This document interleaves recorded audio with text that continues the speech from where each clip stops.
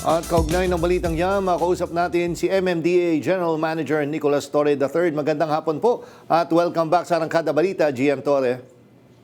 Good afternoon, sir. Good afternoon sa inyong mga tagapanood at tagapakinig. Yes, GM Torre, itong ginawa natin suspension sa truck ban po, yung sa coding para sa mga trucks ay during this time lang po na medyo may krisis tayong nararanasan po. Yes, sa ngayon ay na-assess natin na mas priority ang pag-deliver ng mga fuel at ng mga prime commodities. Kaya ang MMC ay nag-suspend, naglabas na resolution para i-suspend ang inclusion ng mga trucks and fuel trucks at prime commodities sa number coding. Opo. So hindi po lahat ng klase ng truck. Depende po sa dala-dala nila, ganun po ba? Yes po, yes po. Okay. So yung mga fuel, tama partner, no? Ang fuel exempted. and mga pagkain po, no? Yun ang exempted. Yes, yes, opo. Oh, and pero yung with regards sa traffic ho ba, ano yung latest update natin with regards sa numbers? I think nung huli ka namin nakausap po ni Nina is parang 8% yata yung nabawas. Ngayon ho ba tumaas na? Ano yung observation po natin based sa data po natin sa MMDA? Magkakanta uli kami ng vehicle count after 2 weeks. Tingnan namin kung tuloy-tuloy ba ang trend or kung may mga pagbabago sa trend para may report namin scientifically. So, kung mapansin nyo, Opo. medyo may mga time na maluwag ang traffic, may time na sumisikap ang traffic, just like the many cycles na nangyayari in the past. Pinag-aaralan namin, sinisiguro lang namin na talagang wala munang matagal na aberya o malaking aberya dito sa aming side. At syempre, ang reaksyon ng marami sa mga private, naku baka lalong mag-traffic na ulit dahil sa wala nang coding ang mga truck. Ano po ba, marami ho ba yung mga ganitong truck na makikita natin sa kalsada? Ilang percentage po sila nung total trucks na dumadaan po? Hindi naman ganun kalaki ang in-expect nating magiging resulta nitong pag-exempt sa coding ng fuel at prime commodities trucks. No? But we'll also continue monitoring if ever na lalabas na maka-apekto, then maybe we'll reimpose the number coding. Depende sa maging resulta nitong study. Kasi nakikita lang natin na may need for us to suspend muna dahil nga sa mga nangyayari sa paligid. Oh, and sir, kanina may nakausap natin economist, di ba? Isa sa parang suggestion niya is yung carpooling. Isa po ba yan sa kino-consider natin? Pero kung sakaling magka-carpooling, baka kailangan nating alisin ang number coding po sa mga private na sakyan. Kino-consider po ba natin ito? Yes, carpooling is one of the options na pwede nating gawin, ano? Pero sa ngayon, is pag-uusapan pa namin yan ng LTFRB at saka LTO bago natin i-impose, i-allow because it's a little bit more of a multi-agency cooperation ang regulation yan. And kanina po napanood namin yung mga shower po uli na libre para sa ating mga kababayan, lalo na sa mga nagbibisikleta.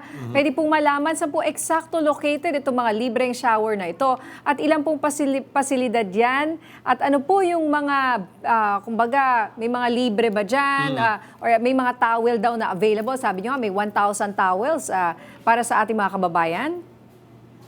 Isa pa lang ang facility na inopen natin na hawak ng MMDA. Ito ay ang shower room sa ating Motorcycle Riding Academy, katabi ng ating head office dito sa corner lang yan ng Julia Vargas at Meralco Avenue. Sa ngayon ay inaantay na lang natin ang final na donation at delivery ng Regasco para sa free shampoo and liquid soap plus ang kanilang mga towels. Kasi sineset up pa namin yung labahan noon. Meron kami washing machine at dryer na ilalagay sa isang container van na idadagdag namin dito. So, and also, continuous ang aming usapan with Maynilad and Manila Water plus Meralco for their possible support through subsidies ng mga utilities sa ating facility na ito. Bali sir, linawin ko lang, available na yung facilities, pwede na mag-avail yung publiko kasi maganda yung area na yan, malapit din sa mga call center, di ba po? Yan sa area na yan sa Ortigas. Pero so ngayon, kailangan magdala sila ng sarili nilang toiletries at tuwalya sa ngayon, tama po ba? Opo, toiletries lang po. May sabon actually kami rito. May sabon at saka may shampoo. Pwede magagamit ng ating mga kababayan na ito. Opo. And kailangan, meron kang proof na ikaw ay isang biker, ganyan, or Or hindi rider, naman po. ganyan? Normally, dapat pagpasok mo sa gate, dala mo yung bisikleta mo. Okay. Pero pag hindi naman loaded ang facility, kahit na ikaw ay naglalakad lamang, pwede ka namin ma-accommodate. At priority po pala talaga yung mga bikers po or yung mga nagbibisikleta. Oo. Tapos sir, ito na lang, yung natin tungkol sa ito sa heat stroke, yung programa po ng MMDA. Yes, the MMDA last week distributed water bottles at saka free na tubig sa ating mga employees na nasa kalsada delivering the frontline services, specifically the traffic enforcers at saka yung mga street sweepers natin. So that is in coordination with Manila Water and Maynilad, and ang dalawang kumpanya na to ay nagbigay din ng mga tumblers aside from the water bottles at saka tubig mismo na pinamahagi na lang ng libre sa ating mga tauhan. At lasin na lang po, dahil Semana Santa na nga, Holy Week, at magbabakasyon yung ating mga kababayan. Ano po ba ang inyong mga abiso or tips sa ating mga motorista? Kasi ano po yung araw na inaasahan natin pinakamatraffic at sana iwasan ng ating mga motorista?